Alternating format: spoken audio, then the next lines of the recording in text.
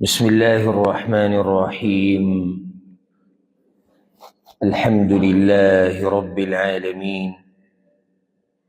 والصلاة والسلام على أشرف الأنبياء والمرسلين نبينا محمد وعلى آله وصحبه أجمعين. أما بعد، الله رب العزت بتوفيق سرا من کتاب عمدة الاحکام کې د زکات مسائل بیانول. بیا د زکات په مسلو کې مؤلف یو باب راوړی دی، صدقة الفطر، سرسایه. د هغې بعض مسلې بیان شوي، بعض به نن بیانو، بیا پسې د روژې مسایل شروع کړي او ډېر مناسب ځای کې د روژې دا مسایل هم رالو، ځکه چې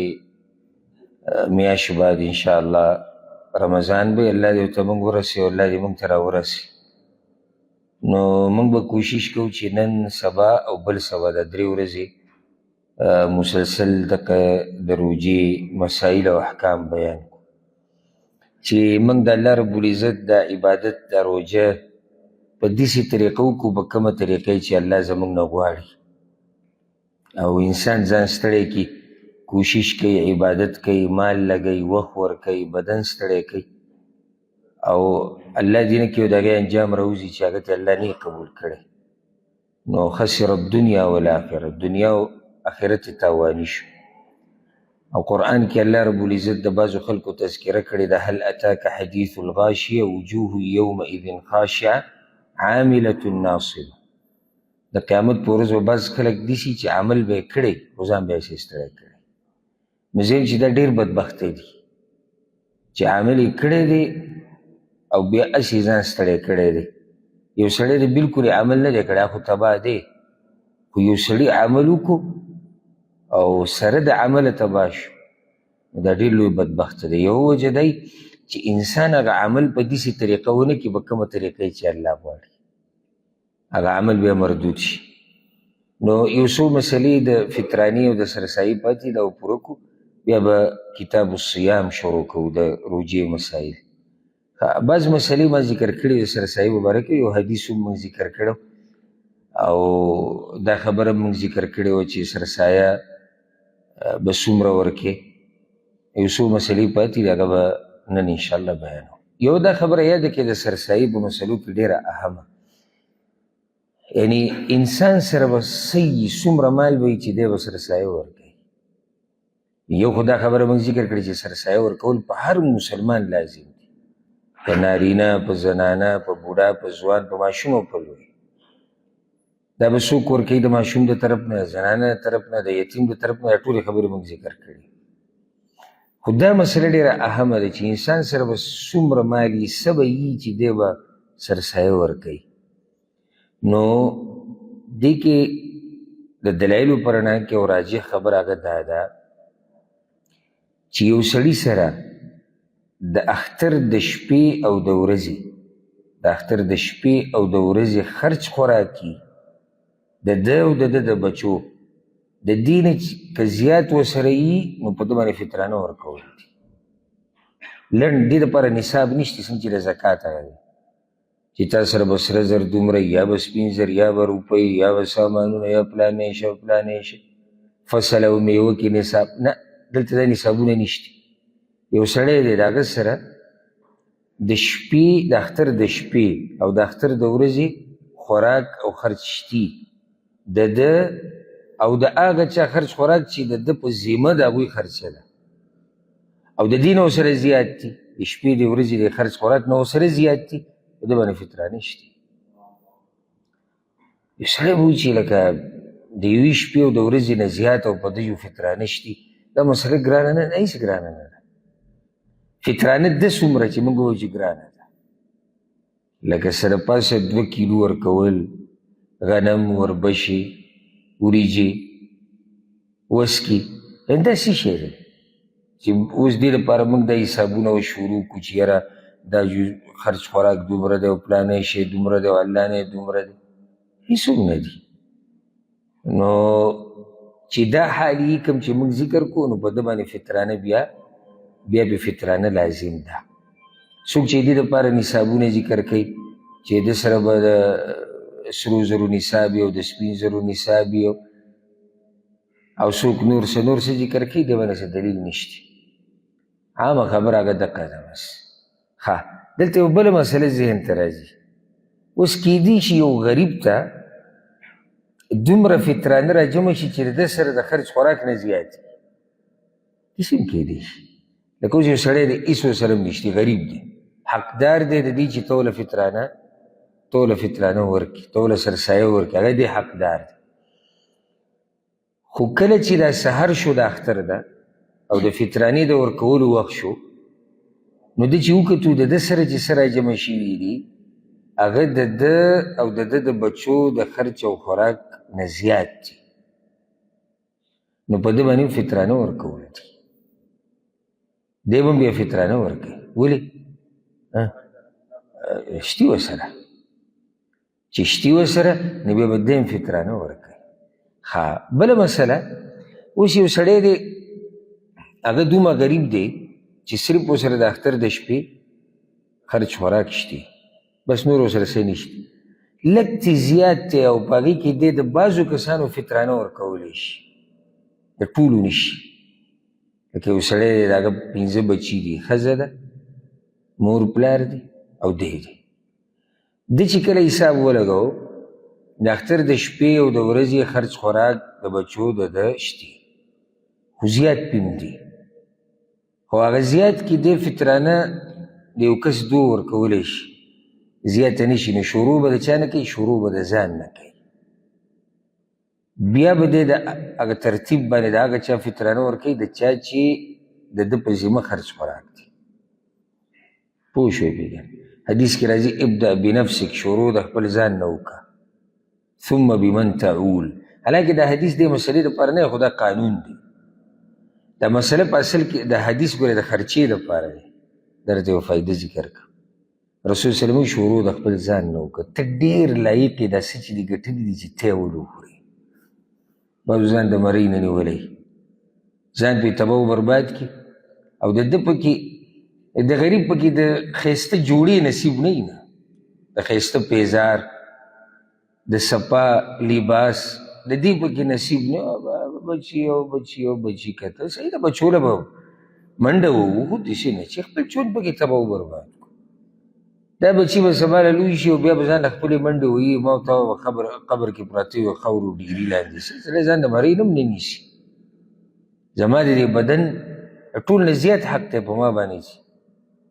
ټول نه زیات حق دا زه چې لګیا یم دا مزدوري کوم دا منډې وم دا یو ځای ته د بل ځای ته خو د الله په توفیق سره د دې بدن په وجه او زه د دې بدن حفاظت نه کوم په دې زه خرچه نه کوم او شروع د هغه چا نه کوم چې د هغوی زما په ذمه خرچه ده اول شروع د ځان نه وکړه شروع د ځان نه وکړه نو بیا هغو له ورشه چې په تا باندې د هغوی حق دی نو دلته مسله دقه ده شروع به د چا نه وکړي د ځان نه به وکړي خپله فطرانه به ورکړي یاره اوس اخوا خو زما اوس نه رسي بس صحیح شو اخوا الله ته نه تپوس نه کوي اخوا د کس دو دغه دی د یو کس پکې بل شتي د ښځې ورکړه یو کس بل د مشر بچي ورکړه او په دې ترتیب سره ورسېدی مې که نه بله مسله فطرانه کله انسان ورکولی شي اولنی وخت کې کم یو دی چې جایز دی چې زه یې ورکړم بعضو خو لا دا ویلي بعضو علما وی د کال په سر کې ورکولی شي او دا بې تحقیقه فتوا ده ولې هغوی دا قیاس کړی په زکات باندې عام زکات چې موږ کوم ورکوو وی دا زکات یو شی دی چا ویلی دی وی د رمضان په اولني سر کې ورکوه ولې وی ته چې دا صدقه ورکې دا سرسایه ورکې د روجې د لاسه ورکې نو روجه خو راغله سبب شتي که نه دې کې تحقیقي قول دا دی چې دا به ته ورکې کله د اختر شپه او یا د اختر د سحر د مانځه نه بعد دا یو وخت دی خو دومره ده چې ته د اختر د دې شپې نه او د ورځې نه ورځ 2-3 مخکې ورکولی شي حدیث کې راځي په صحیح بخاري کې دا حدیث شتي د عبدالله بن عمر رضی الله عنه خو د هغې نه بعضو علماو دا مسله راویستې ده چې ته سرسایه ورځ دوه درې مخکې ورکولی شي. حالانکې هغه حدیث کې داسې دي چې سړی پکې سوچ وکړي چې ته هغه چا له ورځ دوه درې مخکې ورکولی شي څوک به چې په غریبانانو کې تقسیموي. لکه رسول صلی الله علیه وسلم بعض صحابه کرام مقرر کړي و دې دپاره چې هغوی ته به دا سرسایه راجمع کېده، نو هغه به ورځ دوه درې هغوی ته مخکې راجمع کېده. بعض علماو د هغې نه دا مسله واخیستې چې دا ته ورځ دوه درې مخکې هم غریبانانو له ورکولی شي. خو نه، هغه حدیث کې داسې څه نشته، بلکې دلالت په دې کې یو کس دی ته ورته زما سرسایه به ورکړي، ورځ دوه درې مخکې ته چې څه خوراک روا ده استواګره دې ورکړو، هېڅ خبره ده. خو بیا دې هغه ورکوي خلکو له د اختر د مانځه نه مخکې. دا طریقه شو. یو کله داسې چې سړی څوک وکیل کوي که نه، لکه څوک وکیل کوي نو ته د اختر د روجې په سر کې هم پیسې ورکولی شي، خو هغه ته یو وکیل له ورکوي چې زما له طرف نه به سرسایه ورکوې. نو ته سرسایه غریب له نه ورکوې، ته چا له ورکړې پیسې؟ وکیل له. نو هغه که ته د روجې په اولني سر کې ورکوې، که ته په منځ کې ورکوې، که ته په شلمه روجه ورکوې، هغې کې موږ څه نه دي ویلي. موږ غریب ته به یې کله ورکوې؟ وخت د ورکولو د دې هغه د اختر شپه یا د اختر سحر دی. د سحر د مانځه نه بعد د امام د راتلو پورې لمونځ د شروع کولو. بله مسله ورسره دا یاده کړئ چې آخري وخت یې دقه دی چې امام لمونځ شروع کو نو د دې نه اخوا بیا ته نشي ورکولی، نشي لیټ کولی. دا نه چې ته انتظار کوي امام لمونځ ختم کړي او بیا زه په لار راوځم چې غریبانان به ناست وي بیا به زه هغوی له ورکوم. نه، که چا داسې وکړه نو د عامه صدقه ورکړه. من اداها قبل الصلاة روایت کې راځي چا چې د مانځه نه مخکې سرسایه ورکړه فهي زکات مقبوله، دا سرسایه الله د ده نه قبلوي. ولې قبلوي؟ په خپل وخت کې ورکړه. ومن اداها بعد الصلاة او چا چې د اختر د مانځه نه بعد سرسایه ورکړه فهي صدقة من الصدقات، دا عامه صدقه شوه. سرسایي وخت د ده نه لاړ. بیا د دې داسې کفاره نشته چې دی به اوس دا کوي او دغه وکړي، توبه دې الله ته وباسي. نو د ده نه وخت تللی دی. لکه څنګه چې د لوی اختر دا قرباني ده، که څوک د اختر د منځه نه مخکې قرباني وکړي، رسول صلی الله علیه وسلم وایي دا دی یو ګډ حلال کو د غوښې دپاره. غوښې څه دي؟ د اختر د منځه نه بعد. نو دلته د سرسایي ورکولو وخت کم یو دی؟ اختر منځه نه مخکې. مقصد دا دی چې په غریبانانو باندې دا شپه او دا ورځ کوزي.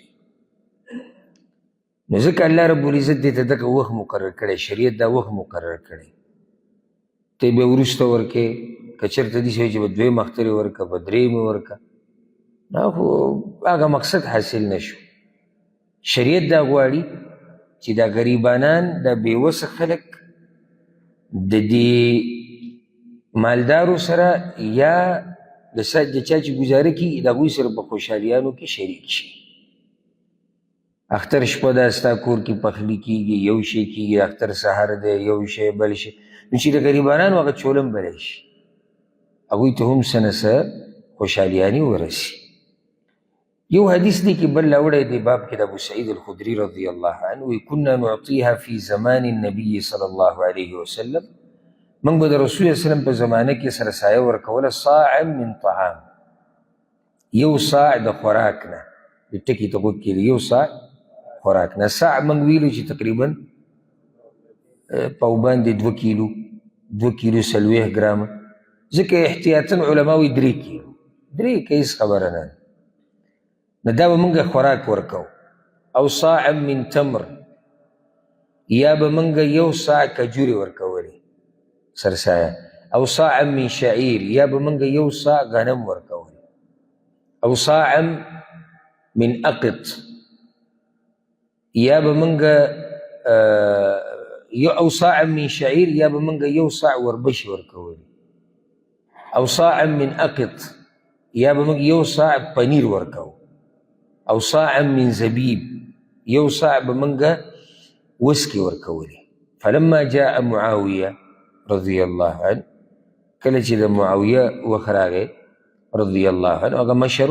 وجاءت السمراء، او غنم چې دی مدینې ته رالو په دغه په وخت کې مخکې غنم دومره نه و نو دا به د شام نه دا غنم راتلو سمرا چې کله دا غنم په مدینه کې ډیر شو او دا به د سوریه او د شام د طرف نه دا غنم راتلو نو هغه دا ووی معاویه دا ووی رضی الله عنه ارا مدا من هذا يعدل مدین ما ته داسې ښکاري زما رای دا ده معاویه رضی الله عنه چې یو چونګ د دې غنمو د دې نورو خوراکونو د 2 چونګو برابر دی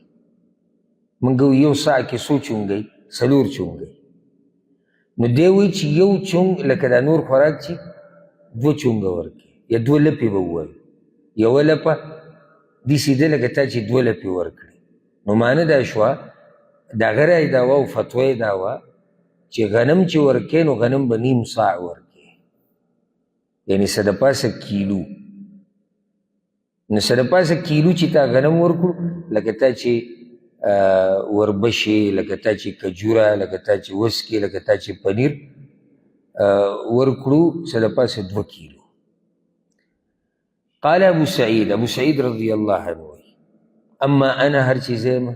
فلا ازال اخرجه كما كنت اخرجه على عهد رسول الله صلى الله عليه وسلم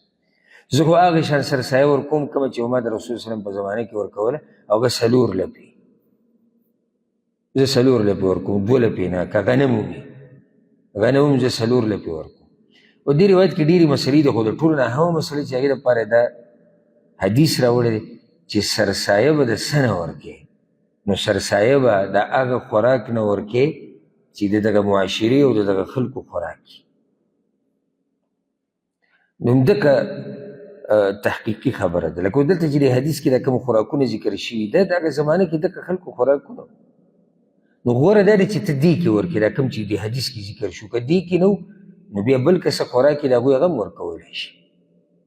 لکه د حدیث کې د وریجو تذکره شته نشته خو ته وریجې ورکولی شي ولې ځکه چې زمونږ اوس که زمونږ معاشرې ته وګورو نو وریجې زمونږ سره د خوراک یو لوی رزق دی چې وریجې مونږ خورو نو ته به په دې کې وریجې ورکه غنم وربشې جوار وسکي او دا قسمه خوراکونه ته ورکولی شي څومره به یې ورکې ساع دی ساع مونږ تذکره وکړه چې هغه څه د پاسې 2 کیلو ته جوړېږي او باندې 2 کیلو په دې کې یو فتوه دا ده او دا د بعضو علماو فتوه ده او په دې کې حدیثونه هم راغلي دي چې غنم چې دی دا ته څه د پاسه کیلو ورکولی شي غنم څه د پاسه کیلو ورکولی شي نو که سړی دغه او باندې 2 کیلو او 3 کیلو ورکړي دغه به ډېر ښه احتیاط پکې دی خو که څوک په دې قول عمل وکړي نو موږ یې ګناهګارولی نه شو ځکه چې دې باره کې روایت هم شتي او د بعضو صحابه کرامو دا فتوه هم وه لکه څنګه چې معاویه رضی الله عنه دا فتوه ورکړې کله چې غنم وویلی شي نو یا وربشي وویلی شي نو اوړه موږ ورکولی شو که نه لازمي نه چې ته دانې ورکړې نو او بلکل ورکولی شي ځکه چې یو حدیث کې سبحان الله دقه الفاظ دي او صاع من دقیق او دقیق په عربۍ کې اوړو ته وایي یو صاع اوړه ورکول نو غنم دي اوړه کړی شي یا وربشي دي یا جوار دي هغه ته ورکولی شي هېڅ حرج نشته لویه مسله چې لویه جاخه پې زموږ په ملکونو کې او زموږ د خلکو منځ کې جوړې چې پیسې ورکول پکار دي که نه خوراک ورکول پکار دي ګوره موږ دا 2-3 حدیثونه ذکر کړو په یو ځای کې هم رسول صلی الله علیه وسلم د پیسو باس نه دی کړی حالانکې د پیسې په هغه زمانه کې وي که نه وي وي په هغه زمانه کې نو داسې نه دی چې پیسې نه وي ځکه چې رسول صلی الله علیه وسلم ووایي چې یاره تاسو خوراک ورکوئ ځکه چې پیسې نشتي مجبوري ده په هغه ورځو کې هم دینارو درهمو روپۍ وي که نه نو ولې رسول صلی الله علیه وسلم روپۍ نه ووه چې رسول صلی الله علیه وسلم دا خوراکونه خو ولي دي چې یو ساعت دې کې یو ساعت دې کې دې کې ورکوي دې کې معنی دا چې ته به د خوراک نه ورکړې بیا موږ له نه دي په کار چې د شریعت په مقابله کې عقل جنګو چېرې د غریب به څه ته ضرورت وي او د غریب به څه ته ضرورت وي دا غریب زمونږ د عربي چې څومره پېژني دومره ما او تا نه پېژني زموږ د عربي چې څومره پېژني دومره یې ما او تا نه پېژنو. او د ټولو نه لوی ضرورت چې انسان لري، هسې ته سوچ وکړه، د ټولو نه لوی ضرورت چې انسان لري څه ته لري؟ خوراک ته لري، که نه پیسو ته. جوړې که دا پیسې د ور ورکړم دی پې خوراک لري. بله ګوره موږ دا ووایي چې د چا سره د دې شپې او د ورځې خوراک وي نو دی به سره سایه ورکوي. معنی د دې غریبانانو سره نشته، د دغه شپې او د ورځې خوراک ورسره نشته، دوی خوراک ته ضرورت دی. نه دوی وروسته بیا ځان له خرڅوي، یو خرڅوي دی که نه. ته هغه څه وکړو چې شریعت تا ته ویلي دي، هغه دا چې ته څه ورکه؟ خوراک ورکه. اوس هغه راولګېدو خرڅ یې کړو، پیسې پې ځان له واخېست، نور څه پې علي، نور څه پې علي. تا خپل کار وکړو، د هغه دپاره روا دي چې څه کوي کوي دی. خو موږ به هغه څه کوو څه چې راته الله او د الله رسول ویلي دي. نو ځکه یا موږ خو په ځانې زړه په دې مطمئن دی الحمدلله چې قیمت پکې نشي ورکولی، خوراک به ورکوي. اگر که د بعضو علماو دا قول دی وي قیمت ورکولی شي، نو که څوک د دغه علماو په فتوه مطمئني چې نه بس موږ په هغې عمل کوو او قیمت ورکوي، نو موږ دا نه وایو چې سرسایه ونه شوه. لکه چې هغه هم د یو چا په قول روان دی او هغه هم ګمان به دی چې د سره به دلیل، نو موږ داسې نه وایو چې د دې خلکو دا سرسایې ونه شوې او دا ګناهګار دی. نه نه، دا د امت د بعضو علماو دا فتوه ده، کیدای شي هغه د هغې نه مطمئن شوی، خو ما ته خو په دې څه دلیل نه دی معلوم چې قیمت ورکول روا دي. او که داسې وی نو وما کان ربک نسیه، قرآن کې الله وایي ستا د رب نه څه خبره هېرېږي نه. نو ولې د الله نه دا هېره شي والعیاذ بالله چې دا روپۍ به وي. اوس داسې هم نه دی چې دا روپۍ په هغه زمانه کې نه وه، اوس راغلې ده. خو په هغه زمانه کې وه، نو په هغه زمانه کې چې وه روپۍ نه دي ورکړي، نو بیا موږ ته هم په کار دي چې هغه څه وکړو چې څه شریعت موږ ته ویلي دي. نو اندازه بیا د دنیا په کوم ګوټ کې چې هم ته یې که نه د جاخر د روپو د لاسه جوړېږي. که موږ خبره خوراک ته او تول ته او پیمانې ته راواړوله که نه نو بیا جاخې ختمې. که ته په امریکا کې اوسېږي او غنم ورکې نو څو به ورکې؟ په باندې 2 کیلو یا 3 کیلو. او که ته په پاکستان کې اوسېږي هم دقه دی، که ته په سعودي کې اوسېږي هم دقه دی. ته وریجې ورکې په سعودي کې هم دقه تول، پاکستان کې هم دقه دی، په بنګلادیش کې هم دقه دی، په افریقا کې هم دقه دی. خو مسله د څه نه جوړېږي؟ د پیسو. نو موږ د پیسو سره عادت شوي، ځکه زموږ اکثر سوال دی چې دې کال له سرسایه څو ده. خیال هم دې سوال ته حالانکه سرسایه بدلېږي خو نه، خو د رسول صلی الله د زمانې نه خو شوې ده. ولې؟ ځکه چې اکثرو د هغه علماو نه خبره اورېدلې ده چې هغوی قیمت پکې ورکولی شي، نو ځکه دوی تپوس کوي چې دې کال له سرسایه هغه څو ده. او دا مسله خو ما تاسو ته اخري درس کې ذکر کړی چې نوي فتوا پکې بعضو سره ویستې ده چې څوک مسافري نو هغه بیا پیسې د کم ملک په مطابق ورکوي، کم کې چې مزدوري کوي. ولې؟ دلیل ملیل پې نشته. ولې؟ ځکه چې د هغه ملک پیسه زموږ دې نه څه ده؟ زوروره ده. نو ته چې د سعودي عرب په حساب مثال کې ورکوې 100 ریاله ته جوړېږي یا 21 ریاله، نو 100 هلته لوی شی جوړ شو.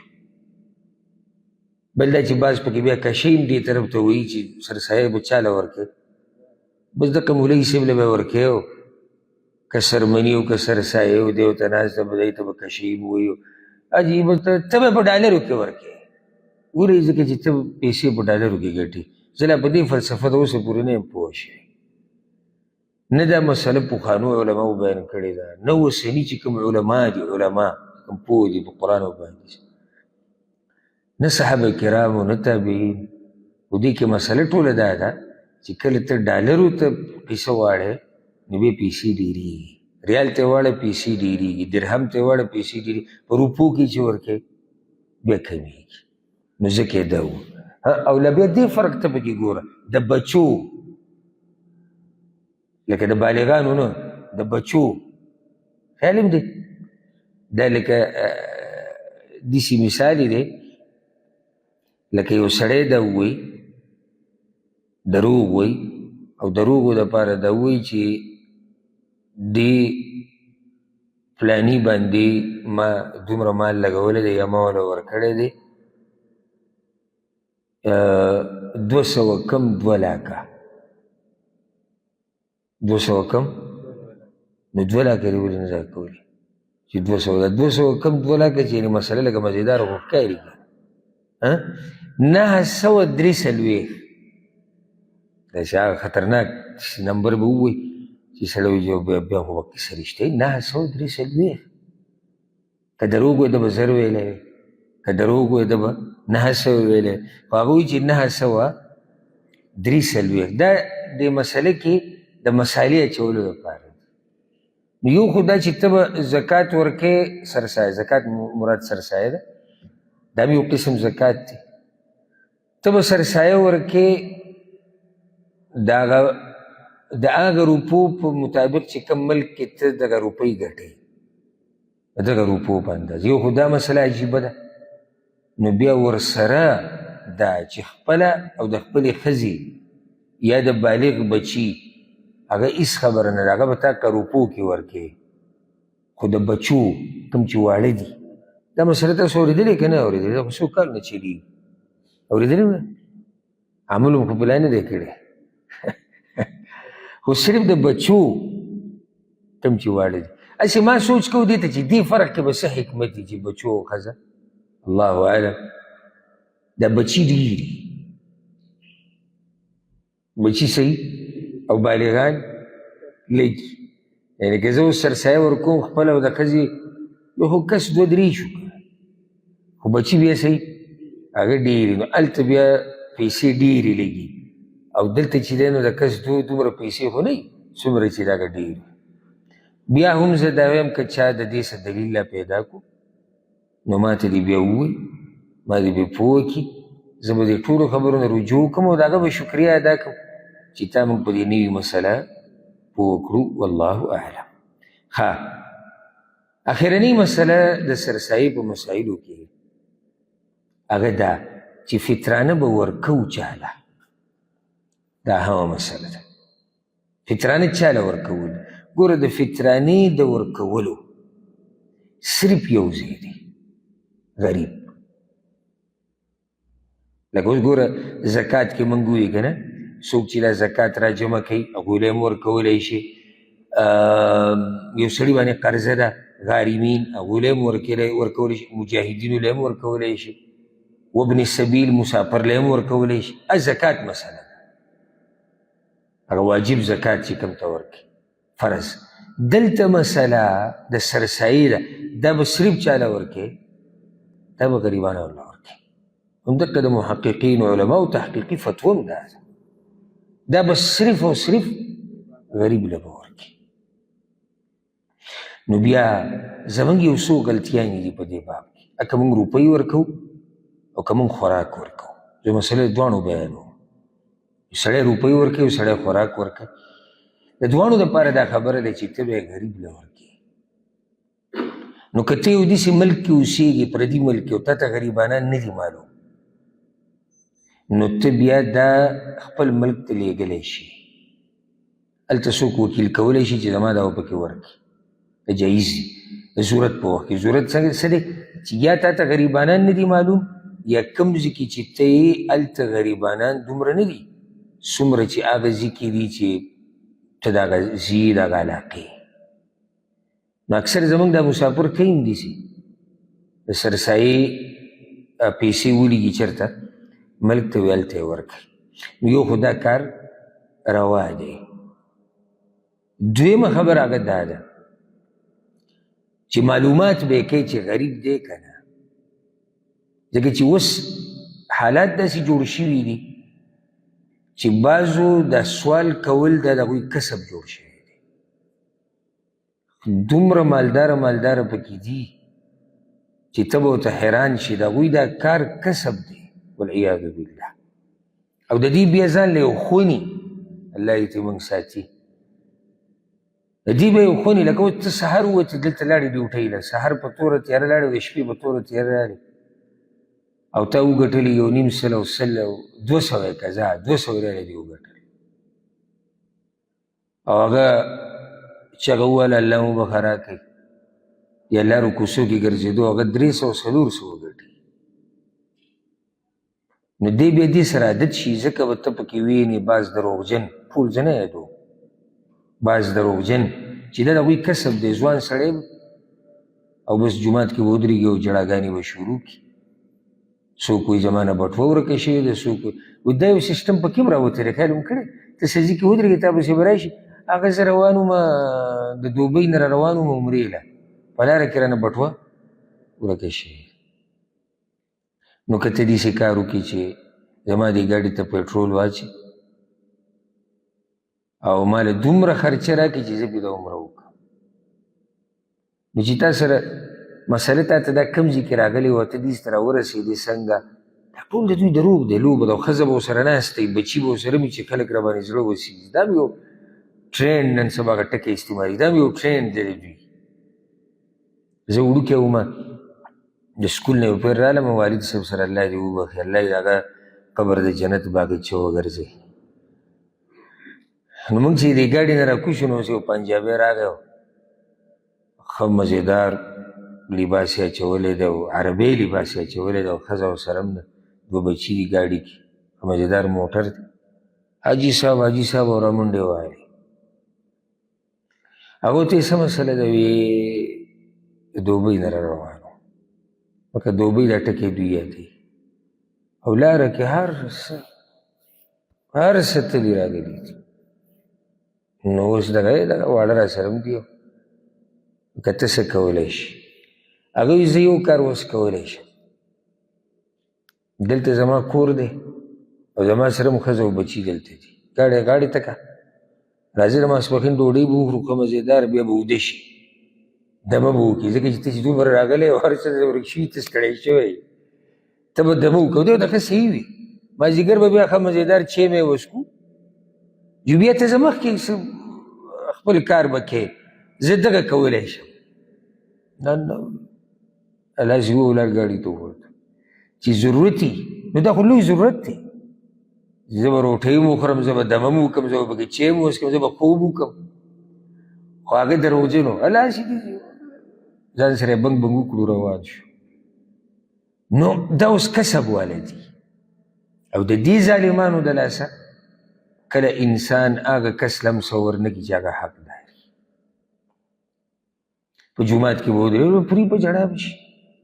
ته به حیران شي چې یالله اوس څه وکړو. هغه ماشومانانو ته چې اکسیجن لګولی، خیال هم دی اکسیجن بني، ماشین څه هغه بني. تاسو چې دغه ماشین سټارټ لیدلی دی، دغه ماشومانان خو لیدلی دي که نه، خو لیدلی دا شی د رجوع کې ډېر دا کار کوي رمضان، نو هغه به ورته دي چې لګېدلی او ماشین به بني، ماشین چلیږي، نو دا دې ورته څه شی لګولی. نو دا د دوی د بعضو کسب دی، دی طریقه ده، په دې باندې مالونه. بعضې څوک رانه خفه نه شي، دا خبره لږه درنه ده، بعض دا پیسې خلکو نه د مدرسې او د جوماتونو په نوم وایي. یو ټوکی به یې را پیدا کړی، هغه به اوږه پروت وي او بس رانه زموږ مدرسه ټول نه یادوم، ځکه مې ووایم څوک به رانه خفه شي، خو حق ویل پکار دي. بس زمونږ مدرسه او دای کتاب دی او دای سند دی او دا پلانې شي او دا پلانې شي او دا پلانې شي، چې ته معلومات وکړي هېڅوک نه. اما یو ویډیو کتلی وي، کېدای شي تاسو هم کتلي، په ګاډي باقاعده سپیکر لګولی دی او ګرځي په پاکستان کې، دلته دې سپیکر ولګېږي چې کوم ځای ته یې رسوي. نظام داسې پکار دی، ځکه خو ماشاءالله دا ملک برابر دی، والله دوی د امن ساتي. زمونږ خو اړې ته خړې ته قیسه دی چې څه دې وکړو، نو هغه په ګاډي سپیکر لګېدلی دی او ګرځي او پلانې جمعه پلانې چا پې شک شوی دی، سړی یې ودرولی. وایي دا مدرسه کوم ځای کې ده ته چې یادوې؟ د جومات رښتیا د جومات کوم ځای کې ده؟ دا داسې دا ښی او ګس او دا طرفونه یې یادول. وایي دا کوم ځای کې ده ما ته به یې ښیې. دوه سره ماشومانان وو، هغه به یې دې کورونو ته لېږل دننه. هغه ماشومانانو باندې چې داسې لکه دغه راوسته او خبره یې پرې سخته کړه، نو هغه ووایي چې زموږ 100 روپۍ دیاړي ده. ماشومانانو زموږ 100 یا 200 روپۍ زموږ دیاړي ده، نورې پیسې دی نه مدرسه شته نه جومات شته هېڅوک نشته.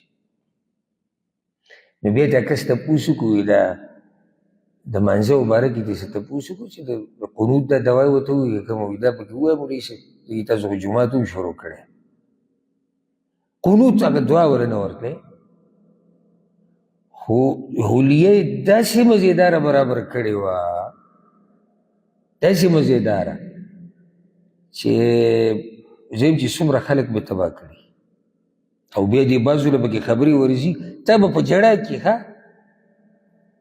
داسې خبرې به راته وکړي ته دا سوچ کوې چې زه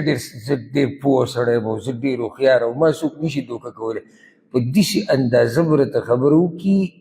چې د هغه به دومره اوښکې نه تویېږي زوره چې به ستا روانې نو بیا ته جیب ته به لاس کړي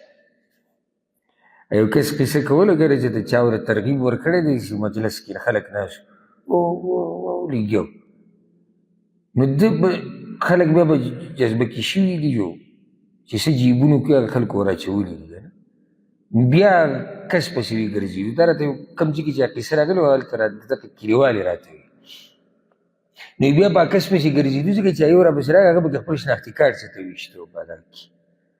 جیب کې چې څه پراته وه هغه ور ویشتي دي که نه هغې کې شناختي کارت یې ورګزار کړی دی نو موږ د الله رحم دا دی چې الله موږ له اجر راکوي انشاءالله ځکه چې انما الاعمالو بالنیات وڅوک موږ سره دوکه کوي د بیمارۍ په نوم څوک دوکه کوي د یتیمۍ په نوم څوک دوکه کوي د جومات او د مدرسې په نوم الله یې د هغوی سره پوه شي خو زمونږ که موږ ورکو نو الله زمونږ صدقې قبلوي او که چېرته داسې نه وی نو بیا به ډېره ګرانه وي ځکه چې د زړونو حالات هغه چا ته معلوم دي هغه الله ته معلوم دي خو ته بیا هم څه نه څه تحقیق کوه تحقیق ډېر ښه شی دی که هغه بیمار دی که یتیم دی که جومات وایي که مدرسه یادوي که هر څه یادوي داسې عیب نه دی ته لږ معلومات وکړه چې دا سړی رښتیا وایي او که دی دروغ وایي ځکه چې زموږ مقصد دا دی چې دا سرسایه دا زکات دا پیسې دا ستا دا محنت دا هغه چاته ورسي چې هغه د دې لایق دی نو که مولوي صاحب لایق دی یو ډېره ښه ده که پلانې او علانې لایق دی یو ډېره ښه ده که نه وي نو بیا څوک لایق وله وګوره زما په دې خبرو داسې نه چې تاسو خفه شئ دا خبرې لازم دي دا کول غواړي او ما ته پته دی چې په دې به ما نه بعض خلک خفه کېږي خو خفه کېږي به هغه څوک چې چا کې دا مشکل وي موږ یو ورځ مجلس کې ناست یو خبرې اترې روانې شولې چې ډېر کسان پکې ناست نو ما نن سبا خو دام طریقه جوړه شوې ده چې خلکو ته به خطونه لیږي او به یې کې به سوال کوي او زه دا یم او زه دغه یم او زه دې سعودي عرب کې خلک کوي نو چې مالداره به څوک عربۍ ویني سعودی به ویني هغه ته به یې خط لېږلی او هغه به دې نو دا یو پکې خفه شو ما ته وایي چې ګوره تا چې دا خبره وکړه دا مناسب نه وه او تا خلک باندې بهتان دې ولګوه تا دې چې ګوره ما ورته وایم ته قارېږه ما خو ته نه یاد کړی ته خو دغه خلکو کې نه یې چې خطونه لېږي او سوال کوي ته خو دغو کې نه یې وایي نه زه نه نو ما ته ولې غوسه کېږي غوسه کېږي خو ما په دې هغه څوک او خفه کېږي به هغه څوک چې چا کې دا مرض وي نو ما زما خو دا ګمان دی چې انشاءالله تا کې به دا مرض نه وي خو سړی په ډېر غوسه شو دا خبره وایي ستا زما خوښه نه شوه نو ما کې دې خوښېږي او که نه خوښېږي دا حقیقت دی چې د بعضو دا طریقه ده چې هغوی په سوالونه کوي په قسمه قسم انداز سره او بیا زموږ په ملکونو کې د سوالګرو هغه څه بل طبقه کې لګیایي داسې اندازه کې چې ته به ورته حیران شي دلته دې څه خبره رانه اوږدي خو دې بتې ته نږدې دغه ځای کې مخکینۍ خبره ده زه وړوکی وم جومات کې ما د مازدیګر لمونځ وکړو دې دروازې سره اوس اول کس ودرېدو چې زما په لاس باندې کینسر راغلی دی او سرې غوښې ښکارېدې او بلکل تاسو ته مه وایي که نه سړی په ژړا کوي چې دا کومه سخته په دې غریب باندې ده بیا یې دروازې سره ناست و هغه دروازې کې ورته یو کس زما په مخکې ووایي وی دا دې غوښه دلته لګولې ده خو که حکومت دنه خبر شو نو داسې ځي ته دې رسېږي چې پته دې هم بیا ونه لګي ډایرکټ جو هغه لستونه راکښته کړو نو غوښه یې په دې ځای لګولې وی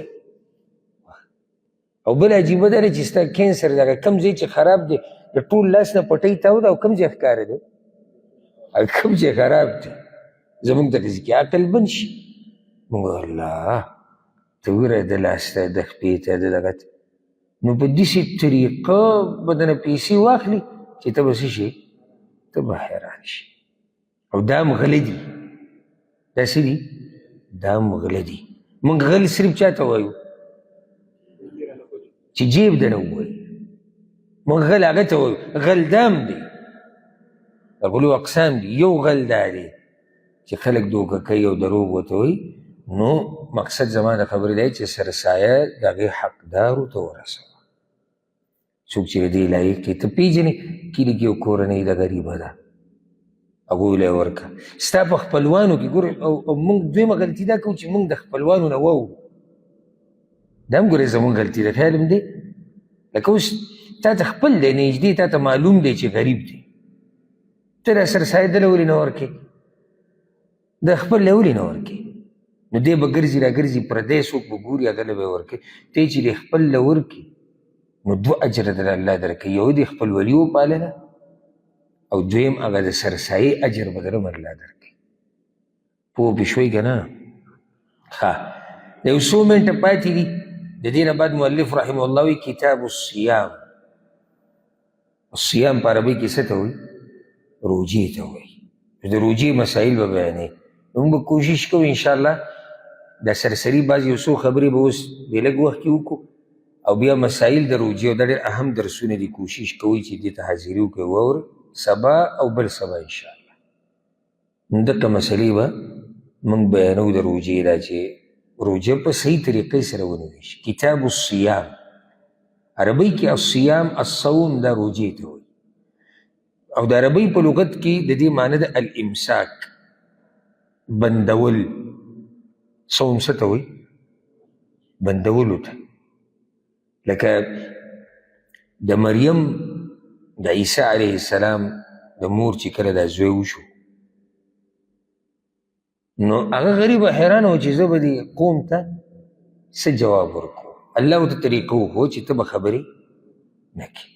او چې چا د نم تپوس کوو نو ته به ورته وایي چې انی نذرت للرحمن صوما ما نن ځان بند کړی دی صوم هلته هم دی که نو هلته مراد تې دا روجې نه ده کومه روجې تې مراد ده د خبرو نه ځان بندول نو عربۍ کې الصوم روجې ته الصوم په دې وایي ځکه چې تا ځان بند کړی دی او شریعت کې د صوم مطلب دی ځان بندول د خوراک او څښاک او خواهشاتو نه او د هر هغه څه نه چې روجه پې ماتېږي د سحر د راختو نه د نور د ډوبېدو پورې په نیت د عبادت دې ته روجه وایي په نیت د عبادت به ورسره لازم وي ولې لکه اوس یو سړی دی ډایټ کوي بدن کموي او د سحر د راختو نه واله د نور د ډوبېدو پورې د هېڅ نه دي خوړلي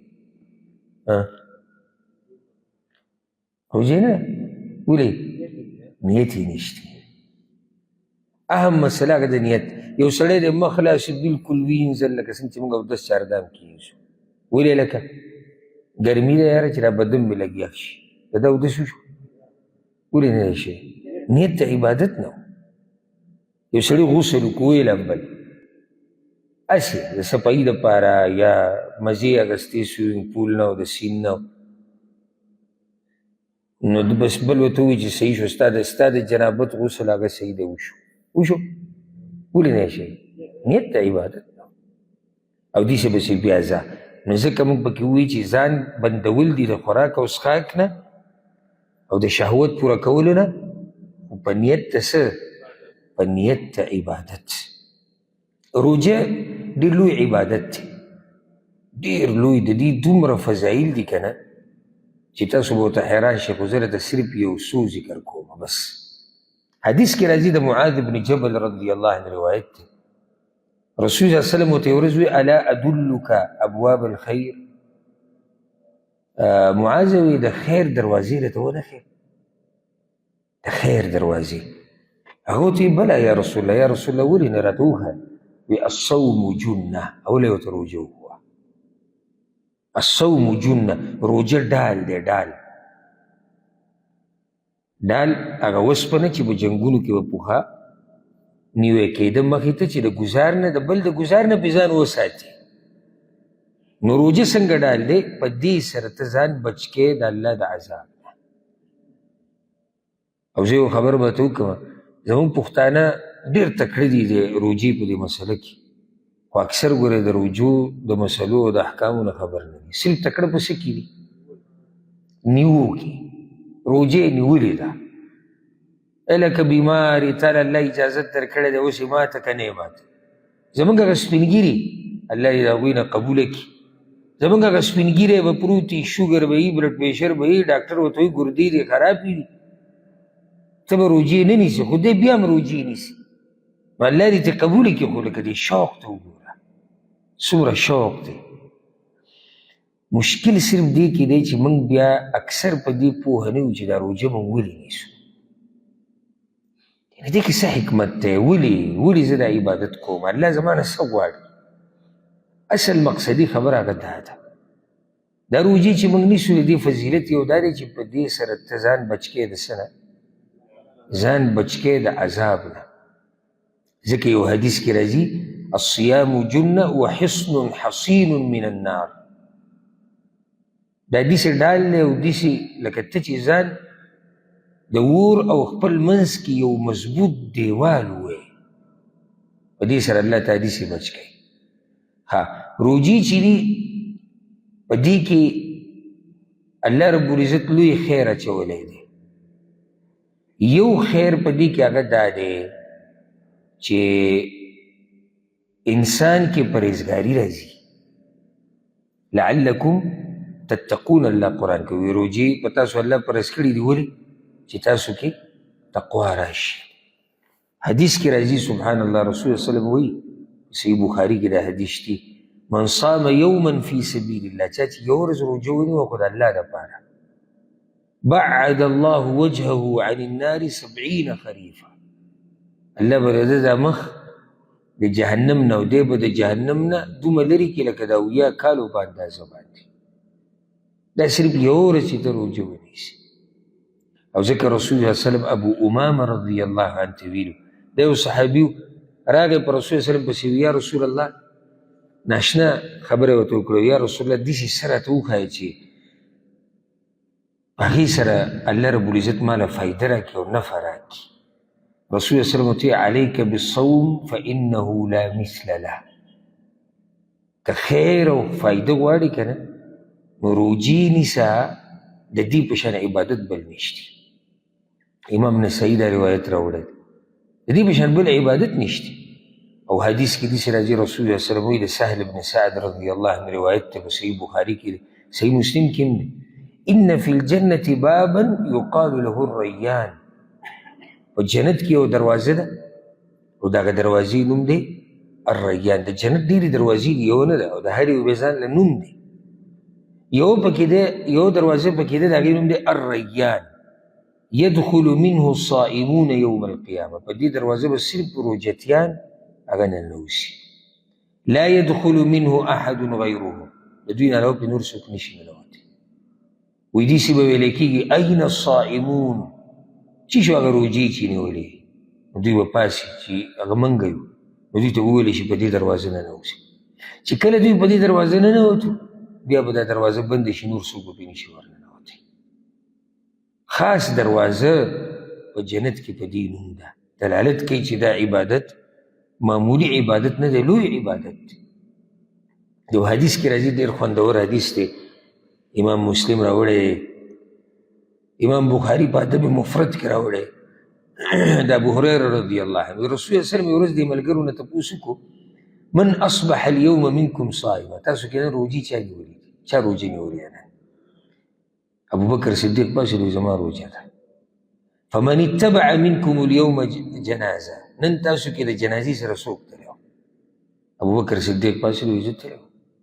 فمن اطعم منکم اليوم مسکینا، نن غریب له خوراک چا ورکړی؟ ابو بکر صدیق پاسې وایي یا رسول الله ما ورکړی. وی نن تاسو کې د بیمار تپوس ته څوک تللی دی؟ ابوبکر صدیق پاس دی، یا رسول الله زه تللی.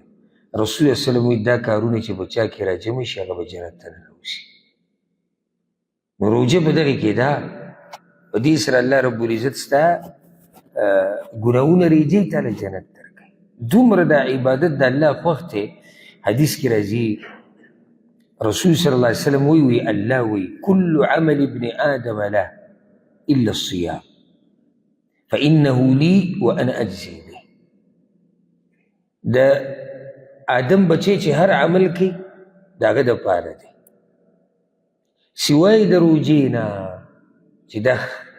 دا زما دپاره ده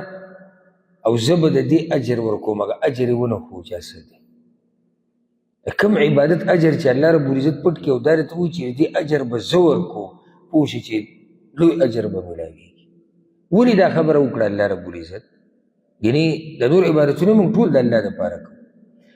دا روژه یو قسمه راز دی د بنده او د الله په منځ کې. یعنې که څوک په منځ کې اوبه څکي یا ډوډۍ خوري او موږ ته یې نه ښیي، نو موږ ته خبرېږو؟ موږ ته نه خبرېږو، خو الله ته خبرېږي. نو ده چې دا روژه نیولې ده د الله د یېرې نه یې نیولې ده، نو د ده او د الله په منځ کې راز دی. نو ځکه الله وایي چې د دې ثواب به زه خالص ته ورکوم. بیا هغه حدیث کې مخکې دي رسول صلی الله علیه وسلم وایي والذي نفس محمد بیده، زما دې په هغه رب باندې قسم وي د کوم رب په لاس کې چې د محمد صلی الله علیه وسلم ساه ده، لخلوف فم الصائم اطيب عند الله من ريح المسك. د روژتي انسان د خولې نه چې دا کومه بدبو روانه وي که نه، دا د الله رب العزت په نزد د مشکو د خوشبو نه بهتره ده. ځکه چې معده خالي که نه، نو کله چې معده خالي نو د خولې نه بین ځي. دا بین د الله رب العزت دومره خوښ دی، ځکه دا د الله دپاره د ځان منع کړی دی هر څه. بیا رسول صلی الله علیه وسلم ویلي للصائم فرحتان، د روژتي دپاره دوه خوشحالیانې دي. اذا افطر فرح، روژې چې ماتوي دغه ټیم کې خوشحالي ده. یا هغه رمضان هغه پوره میاشت چې تېره شي او اعلان وشي چې میاشت ولیدی شو د اختر، نو دا د ده د څه ورځ ده؟ خوشحالۍ ورځ. واذا لقي ربه فرح، او دویمه خوشحالي د قیامت په ورځ ده کله چې الله ته مخامخ شي. سوچ کوه چې کله ماښام د مؤذن اذان کوي الله اکبر، موږ د کجورو خورې د وجه اوبه، خوشحالي څنګه؟ او بیا چې اعلان وشي چې میاشت لیدی شوې ده د اختر، خوشحالي څنګه؟ نو اندازه ولګوه چې کله موږ د قیامت په ورځ الله ته مخامخ شو، د اجرونه تقسیمیږي، هغه به څنګه خوشحالي. نو روژه یو لوی عبادت دی، یې ډېر فضایل دي او څو ته موږ ذکر کړو.